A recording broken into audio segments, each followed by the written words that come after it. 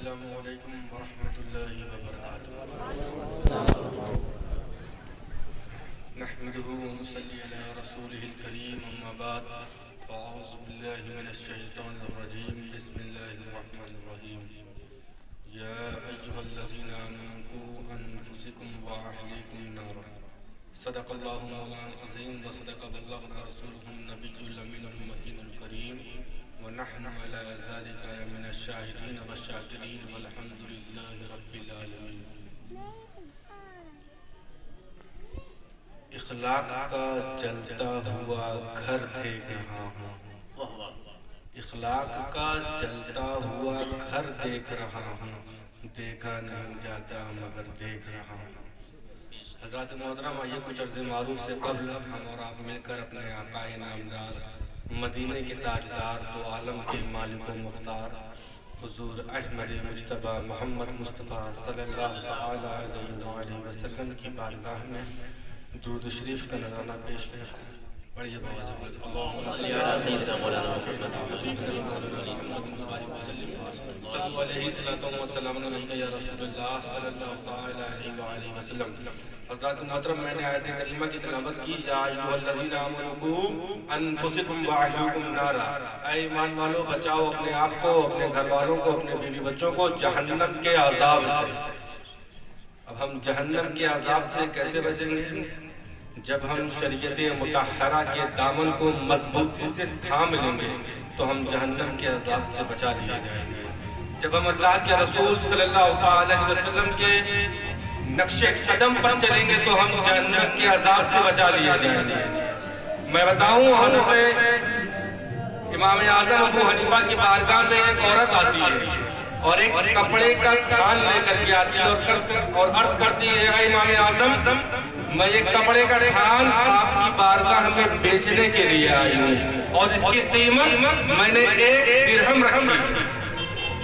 امام اعظم فرماتے ہیں کہ اے عورت، اس کی قیمت تو 1 درہم سے زیادہ مجھے لگ رہی ہے۔ تو بڑھیا کہتی ہے کہ امام اعظم، تو آپ مجھے 200 درہم دے دیں۔ امام اعظم پھر فرماتے ہیں کہ اے عورت، مجھے اس کی قیمت مجھ سے زیادہ لگ رہی ہے۔ تو عورت فرماتی ہے، امام اعظم آپ 300 درہم دے دیں۔ امام اعظم کہتے ہیں نہیں، اس کی قیمت ابھی اس سے کہیں زیادہ ہے۔ امام اعظم ایک تاجر کو بلاتے ہیں اور اس سے کہتے ہیں کہ اے تاجر، تم بتاؤ اس تھان کی قیمت کیا ہوگی؟ تو وہ تاجر اس تھان کو دیکھتے ہیں اور پھر بتاتے ہیں کہ امام اعظم اس کی قیمت 500 درہم ہے، 500 درہم۔ جب وہ بڑھیا یہ باتیں سنتی ہے کہ امام اعظم ایک کپڑے کی تھان کی قیمت جو میں نے لگائی 100 درہم، وہ اس کی قیمت صحیح مجھے دلوا رہے ہیں، 500 درہم دلوا رہے ہیں، تو عورت بولتی ہے کہ امام اعظم آپ صرف دین کے امام نہیں ہیں بلکہ آپ تجارت کے بھی امام ہیں۔ حضرات، اس سے ہمیں سیکھنے کو کیا ملا کہ جب کوئی سامان اپنا بیچے اور اگر مجبوری میں سستے دام پہ بیچے تو ہمیں اس کا فائدہ نہیں اٹھانا چاہیے۔ اکثر ہم کرتے ہیں نا، کوئی بھی چیز بک رہی ہوتی ہے، عام طور سے گاڑی، موبائل، کوئی سیکنڈ ہینڈ بیچ رہا ہوتا ہے مجبوری میں، تو ہم کوشش کرتے ہیں کہ جلد سے جلد اس کو ہم اٹھا لیں۔ حضرات، ہمیں ایسا نہیں کرنا چاہیے، ہمیں چاہیے کہ اس کی جو صحیح قیمت ہو وہ ہمیں ادا کرنی چاہیے۔ میں بتاؤں، سید عالم صلی اللہ علیہ وسلم کی بارگاہ میں ایک صحابی آتے ہیں اور عرض کرتے ہیں، یا رسول اللہ، میں بہت مجبور ہوں، میری مدد فرما دیجئے۔ سید عالم فرماتے ہیں، میرے صحابی، تمہارے پاس کیا ہے؟ کوئی چیز ہے تمہارے پاس؟ تو وہ صحابی عرض کرتے ہیں، یا رسول اللہ، میرے پاس ایک پرانا کمبل ہے اور ایک پرانا پیالہ ہے جس سے میں پانی پیتا ہوں۔ آپ فرماتے ہیں کہ میرے صحابی، جاؤ تم وہ کمبل اور وہ پیالہ میری بارگاہ میں لے کر کے آؤ۔ وہ صحابی وہ کمبل اور وہ پیالہ سید عالم صلی اللہ علیہ وآلہ وسلم کی بارگاہ میں لے کر کے آتے ہیں۔ سرکار فرماتے ہیں، اے میرے صحابی، سرکار مسجد نبی شریف میں تشریف فرماتے ہیں، صحابی کرام لوگوں کا مجمع لگا ہوا تھا، اس میں سرکار فرماتے ہیں، میرے صحابی، اس کمبل کو اور اس پیالے کو 2 یا 3 درہم میں کون خریدے گا؟ تو وہاں پر بہت سارے صحابی تھے، آپ نے فرمایا، ان میں سے ایک صحابی نے کہا، یا رسول اللہ، اس کو ہم 2 درہم میں خریدیں گے۔ تو سرکار نے اس کمبل کو اس پیالے کو 2 درہم میں ان کو دے دیا اور 2 درہم ان سے لے کر کے 1 درہم اس صحابی کو دیا جن کا وہ کمبل اور پیران تھا، کمبل اور پیالہ تھا، اور فرمایا کہ اے میرے صحابی تم اس 1 درہم سے اپنے کھانے پینے کا انتظام کرو، اور یہ لو 1 اور درہم، اس سے جاؤ تم بازار سے ایک کلہاڑی خرید کر میرے بارگاہ میں لے کر کے آؤ۔ تو وہ جاتے ہیں اس 1 درہم کی ایک کلاڑی خرید کر لے کے آتے ہیں سرکار کی بارگاہ میں، اور بتاؤں سید عالم صلی اللہ علیہ وسلم اس کلاڑی میں پیٹ اپنے ہاتھوں سے لگاتے ہیں اور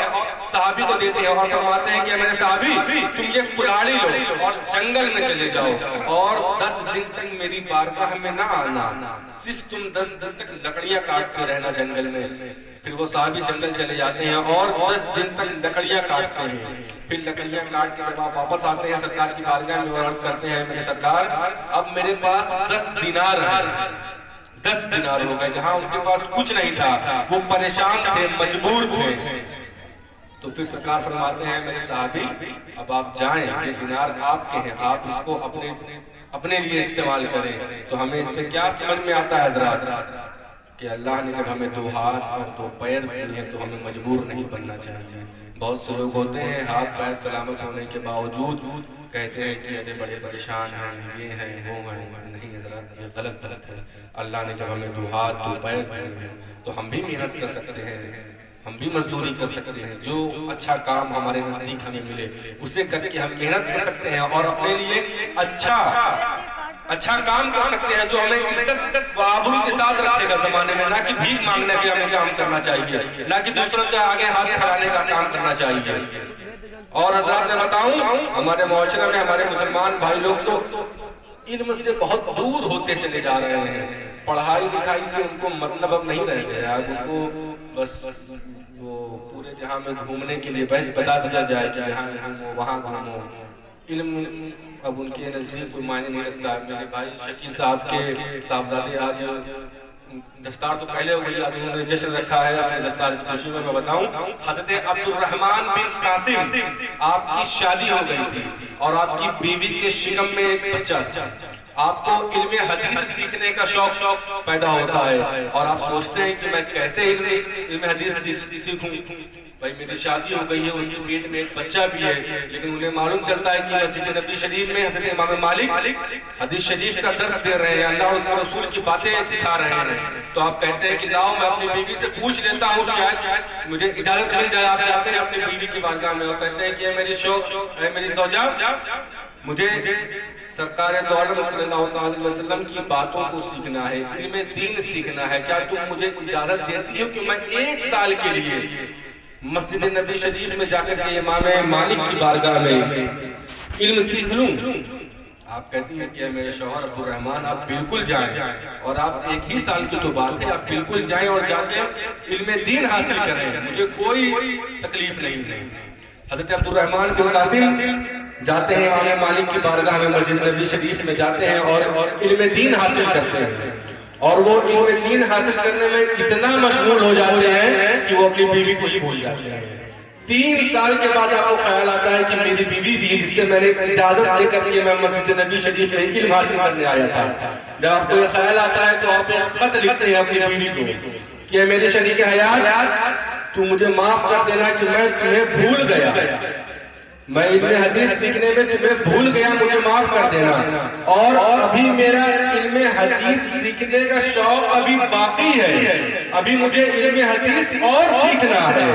اگر تم میرا انتظار کر سکتی ہو تو انتظار کرنا، ورنہ میں تمہیں اپنی زوجیت سے باہر کرتا ہوں، تم کسی دوسرے سے شادی کر لینا۔ یہ خط جب حضرت عبد الرحمن بن قاسم کی زوجہ کو ملتا ہے تو آپ اس کے جواب میں لکھتی ہیں کہ اے میرے عبد الرحمن